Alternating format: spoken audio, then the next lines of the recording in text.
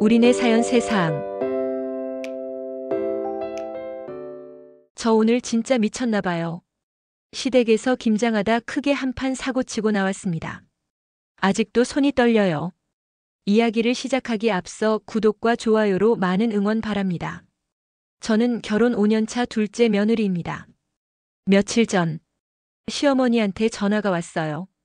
늘 그렇듯 김장철이니까요. 아가 이번에 동네에서 김장하는데 올 수 있지? 올 수 있지? 말은 그럴듯하죠. 하지만 속뜻은 무조건 와서 일해라입니다. 어머니, 저 그날 오전 근무가 있어서 끝나고 가면 1시쯤 되겠는데요. 다른 사람이랑 근무 바꿔. 너 없어도 회사 잘만 돌아간다 얘. 그게 어디 마음대로 되는 건가요? 눈치 봐가며 겨우겨우 부탁해 근무 바꾸고 가는 건데. 시어머니 눈에 그런 수고로움은 안 보이나 봅니다. 듣다 못한 남편이 옆에서 말했어요. 엄마, 회사 생활이 그렇게 하고 싶은 대로 다 할 수 있는 게 아니잖아요. 하루만 와주면 되는데 뭐 그래. 아무튼 일찍이 와라. 그렇게 전 새벽같이 일어나 시댁에 가야 했습니다. 새벽 5시에 일어나서요. 토요일 아침 7시 시댁에 도착하니 배추가 정말 산처럼 쌓여 있었습니다.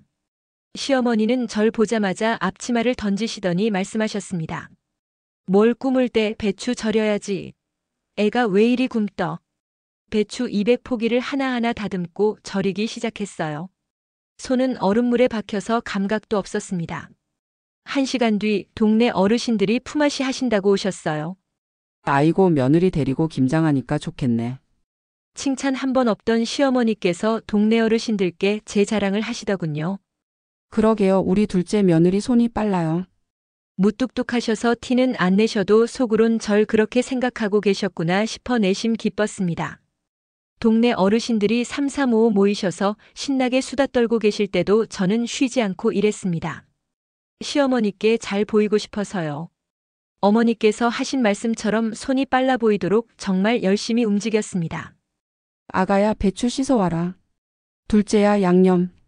여기 어르신 물 좀 떠다 드려. 정말 쉴 새 없이 이고지고 날랐습니다. 배추 씻다가 장갑 안에 물이 들어가 손이 얼어붙어도 저는 조금도 쉬지 않고 더 열심히 움직였어요. 그렇게 김장이 한 차례 끝나고 점심때가 됐습니다. 어머님께선 어르신들 대접하신다며 제게 보쌈 준비를 하라셨죠. 부엌으로 들어가서 고기 손질하고 물 끓이고. 근데 이게 끝이 아니었어요. 시래기 넣고 된장찌개도 끓이고 밥도 새로 지어라. 김치도 이쁘게 손으로 작작 찢어 담고. 어르신들 앞에서 어머님 면 세워드리려 정말 발에 땀이 나도록 뛰었습니다. 그렇게 보쌈이 한 상 가득 차려졌고 어르신들은 식사를 시작하셨죠. 아이고 만나겄네. 고기 부드러운 거 봐라. 너도 나도 고기 맛있다며 한마디씩 하셨고 저는 그 말에 힘을 얻어 김장 뒷정리를 시작했습니다. 좀 전까진 참을 만했는데 고기 냄새, 밥 냄새를 맡고 나니 아침부터 지금까지 물 한 모금 못 마셨던 배는 꼬르륵대고 다리는 후들후들 떨려왔습니다. 뒷정리를 마치고 부엌에 들어와 싱크대에 놓인 보쌈 한 점 집어 먹으려는데 그때였어요. 어머니 저 왔어요. 현관문이 열리더니 첫째 며느리 형님이 오셨죠. 깔끔한 베이지색 원피스, 샤넬 가방, 찰랑거리는 웨이브 머리. 저와 대비되는 완벽한 등장신이었습니다. 아이고 우리 큰며느리. 왔어? 바쁘다더니 어떻게 왔대? 시어머니의 목소리가 완전히 바뀌었어요. 어머니 고생하시는데 제가 와봐야죠. 어르신들 안녕하세요. 늦어서 죄송합니다. 형님이 동네 어르신들한테 살갑게 웃으며 인사했습니다. 아이고 며느리 예쁘네. 피부가 왜 이렇게 좋아? 옷도 참 고급스럽게 입었네. 그렇게 순식간에 어르신들의 고기 맛있다던 칭찬은 쏙 들어가고 형님에 대한 찬사가 쏟아졌어요. 저는 부엌에서 설거지하면서 그 모습을 지켜보고 있었죠. 아침 7시부터 일한 제 자신이 초라하고 허무하게 느껴졌습니다. 세상이 내게만 불공평하다는 생각이 들던 찰나였어요. 둘째야. 설거지는 나중에 하고 나와서 너네 형님 고기 좀 더 드려라. 저는 손도 제대로 안 닦고 방으로 들어갔어요. 밖으로 나 있는 부엌과는 다르게 방바닥은 뜨끈뜨끈. 공기마저 훈훈해 얼어있던 손이 간질거렸습니다. 어느새 형님은 어르신들과 밥상 앞에 앉아서 보쌈을 드시고 계시더라고요. 어머니, 보쌈 정말 맛있어요. 그치? 너 먹으라고 넉넉하게 준비했다. 음식 가지고 이런 생각하면 안 되는 거 알지만 차린 건 난데 정작 한 입도 못 먹어본 게 조금은 서러워졌습니다. 그때 형님께서 보쌈을 먹다가 저를 힐끗 보더니 말씀하셨어요. 아, 둘째 동서 있었어요? 점심 안 드셨음 여기 앉아서 같이 먹어요. 아이러니하게도 밥 한 술 못 든 절 가장 먼저 챙겨준 건 형님이셨어요. 둘째는 상 차리면서 이것저것 주워 먹었으니 너나 잘 챙겨 먹어. 어머님은 제게 고기 한 점이라도 갈까봐 형님의 말을 냉큼 끊어버리시고는 보쌈 한 점을 집어서 형님 입에 쏙 넣으셨습니다. 어머니, 이 고기 정말 부드러워요. 어떻게 삶으신 거예요? 둘째가 했어. 아, 동서 솜씨예요? 어쩐지 어머님이 해주셨던 것보다 간이 좀 센 것 같더라고요. 형님의 말에 어르신들께서도 한마디씩 덧붙이셨어요. 좀 짜기는 했어. 우리 나이에는 뭐든지 삼삼하게 먹어야 하는데. 김치도 간이 센데 고기까지 짜긴 하더라고. 나트륨인가 그거 높으면 혈압에 안 좋잖아. 저는 민망함과 뻘쭘함에 금방이라도 주저앉아 울 것만 같아 다시 부엌에 가서 설거지를 했습니다. 손은 벌겋게 헐어서 따가운데 양념이 상처에 스며들어 눈물이 날 정도로 아팠어요. 저는 설거지를 마무리하고 남은 배추에 양념을 버무리고 있었죠. 누군가는 했어야 했으니까요. 머릿속엔 오로지 빨리 끝내고 집에 돌아가고 싶은 마음뿐이었거든요. 머리는 땀으로 떡졌고 옷은 양념으로 얼룩진 채 손은 벌겋게 부어 있었어요. 어느샌가 형님이 나와 저와 멀찍이 떨어진 채 서서 한마디 하시더군요. 동서 고생하네. 형님은 조금 다가오는 듯 하더니 말이 끝나기 무섭게 얼굴을 찌푸리셨어요. 젓갈 냄새가 좀 심하네. 동서 옷에 완전히 배었을 것 같아. 형님은 헛구역질을 하며 고개를 가로저었습니다. 그러면서 손으로 코앞을 휘휘 젓더라고요. 동서는 괜찮아? 나 같으면 냄새 때문에 여기 못 있을 것 같은데. 저더러 괜찮냐고요? 지금 10시간째 이 냄새를 직격으로 맡으면서 일하고 있는데요. 그때 시어머니가 오셨어요. 하이고 큰애기 냄새가 익숙치 않아서 그런가 보네. 둘째야 냄새 나니까 부엌에 좀 가 있어라. 어머니, 저 지금 배추 버무리고 있는데요. 그건 나중에 하고 지금은 부엌 가 있으라니까. 너네 형님이 냄새에 예민하잖아. 근데 이거 지금 안 하면.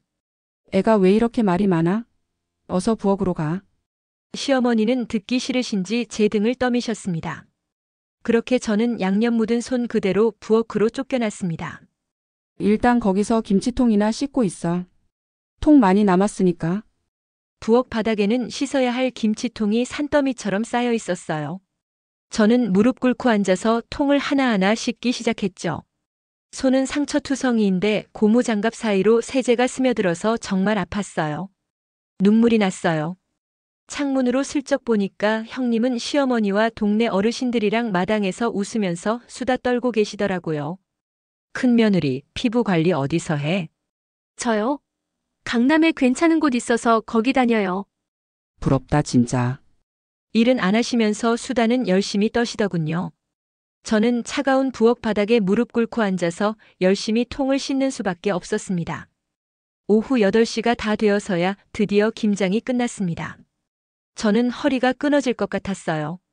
12시간이 넘게 서서 일했더니 다리가 후들거렸죠. 시어머니는 서둘러 큰 박스를 꺼내시더니 아까 포장해 놓은 김치를 2박스나 형님 차에 실었습니다. 자, 이건 큰 며느리고.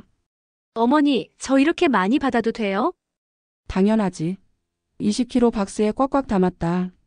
시어머니는 정성스럽게 담은 김치를 아까운 기색 하나 없이 건네셨어요. 어머니, 정말 감사합니다. 애들이 어머님 김치 엄청 좋아하거든요. 그럼 많이 가져가야지. 모자라면 또 줄게. 에이, 이렇게 많이 주시는데 어떻게 그래요? 저는 부엌에서 마지막 설거지를 하면서 그 모습을 봤습니다. 어머니, 설거지 다 끝냈어요. 아, 그래? 수고했어.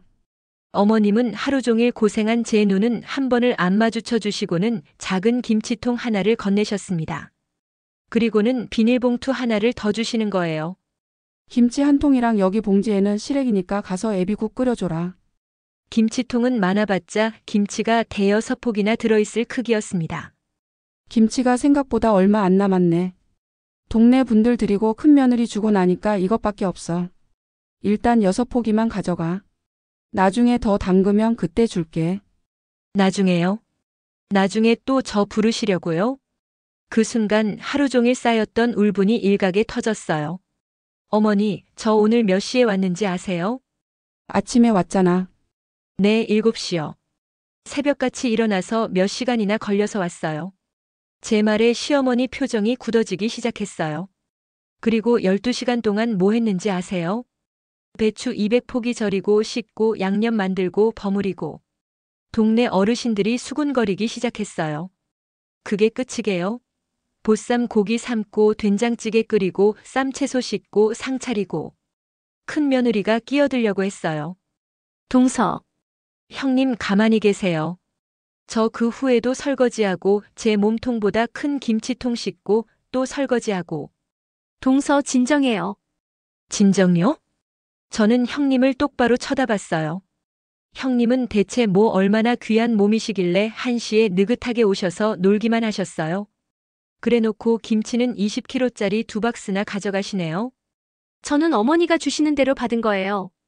그렇겠죠. 저는 12시간 일하고 김치 달랑 6포기에 시래기 얹어주시던데. 시어머니가 화를 내셨어요. 너 지금 사람들 다 있는 데서 뭐 하는 거냐? 사실 그대로잖아요. 공평하지 않다고 얘기하는 거예요. 저도 사람이에요, 어머니. 저라고 뭐 날 때부터 무수리 출신인가요? 당당하게 소리치고 싶었지만 제 마음과는 다르게 목소리가 마구 떨리더군요. 저도 배고팠어요. 아침부터 지금까지 물 한 번 제대로 못 마셨고요. 보쌈 만들면서도 고기 한 점 못 먹었어요. 동네 어르신들이 다들 조용해졌어요. 손도 엄청 아파요.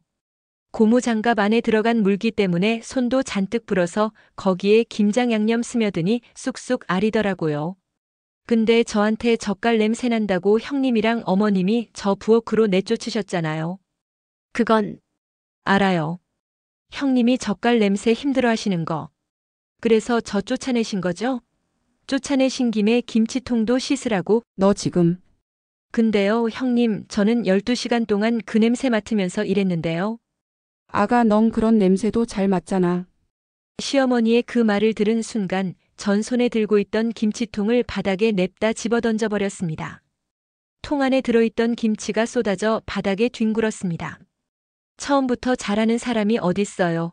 어머님께 이쁨 받으려고 동네 사람들한테 어머님 면 세워드리려고 노력한 거죠. 마당이 조용해졌어요. 저는 어머니한테 뭐예요? 그저 일꾼이에요. 시어머니 얼굴이 하얗게 질렸어요. 평소엔 전화 한 통 없으시다가 명절이나 김장철만 되면 전화 주시잖아요.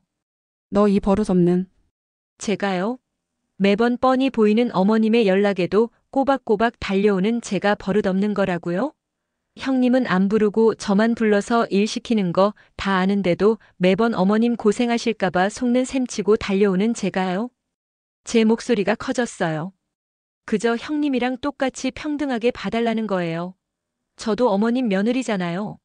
이렇게 편애해도 되는 거예요? 시어머니 얼굴이 새빨개졌고 형님이 일어나서 말씀하셨어요. 동서 어머니 앞에서 이러면 안 되죠. 형님은 참 좋으시겠어요. 굳은 일 하나 안 하면서 어머님 사랑 독차지하고 어르신들께 이쁨 받고 심지어 저처럼 나서서 허드렛 일 해주는 냄새나는 노예동서도 있고 말이에요. 그저 공주 노릇만 하면 되겠네요. 그렇죠? 동서 그런 게 아니라 제가 뭐가 못나서요? 눈물이 났습니다. 제가 천성이 노예 같아서 12시간 일하고 밥도 못 얻어먹으면서 어머님께 빌빌 굽신대는 줄 아세요? 저는 뭐 매번 어머님께서 김치 몇 조가리에 시래기 얹어주면 얼씨구나 고맙습니다. 넙죽 받아가야 하나요? 형님은 더 이상 할 말이 없어 보였어요. 어머님, 저도 가족이잖아요. 형님이랑 똑같은 며느리잖아요.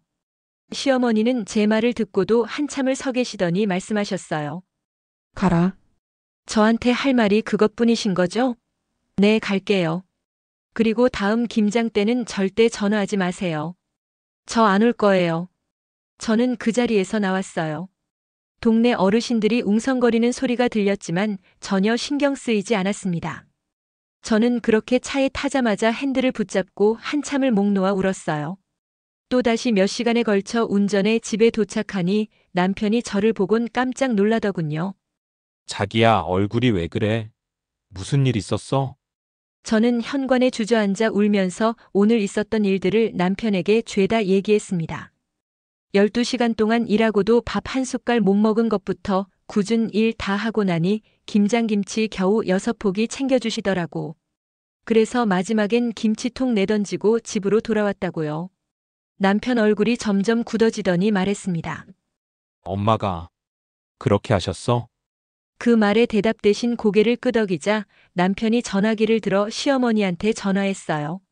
엄마, 와이프한테 들었어요. 왜 그러셨어요? 이제 와이프 김장 안 보낼 거예요. 저도 안 갈 거고요. 그러고는 대답도 듣지 않은 채 전화를 끊었어요. 그날 밤 시어머니한테 문자가 왔어요. 오늘 네가 어른들 다 있는 데서 나한테 소리 지르고 김치 집어 던진 건 좀 아니지 않니? 먼저 사과해라. 그럼 나도 사과하마. 저는 그 문자를 보고 어이가 없어서 헛웃음이 나왔어요. 사과요? 제가 왜요? 다음 날 이번엔 형님한테서 전화가 왔습니다. 동서, 반성은 좀 했어? 어제는 좀 심했던 것 같지? 어머니가 많이 상처받으셨대. 아무리 그래도 어머니한테 그렇게 하면 안 되죠. 말리는 시누이가 더 밉다는 옛말 틀린 거 하나 없었습니다. 가만히 있으면 중간이라도 가지 이 사람은 왜 나서서 속을 긁는 건지. 전 밝은 목소리로 형님께 말했습니다. 형님, 다음은 형님 차례예요. 전 이제 김장 안 갈 테니 형님이 어디 저처럼 한번 해보세요. 동서, 그게 무슨 말이야? 밥 한 숟갈, 아니 물 한 모금 맘 편히 못 마시면서 12시간 일해보시라고요. 고생했단 말 한마디 못 듣고 집으로 돌아가는 기분이 어떤지 한번 느껴보세요. 동서, 말이 너무 심한 거 아니야? 그렇게 당하고도 똑같은 말 할 수 있으면 그때 하세요. 저는 그대로 전화를 끊었습니다. 일주일이 지났어요. 시어머니한테서는 더 이상 전화도 문자도 없었어요.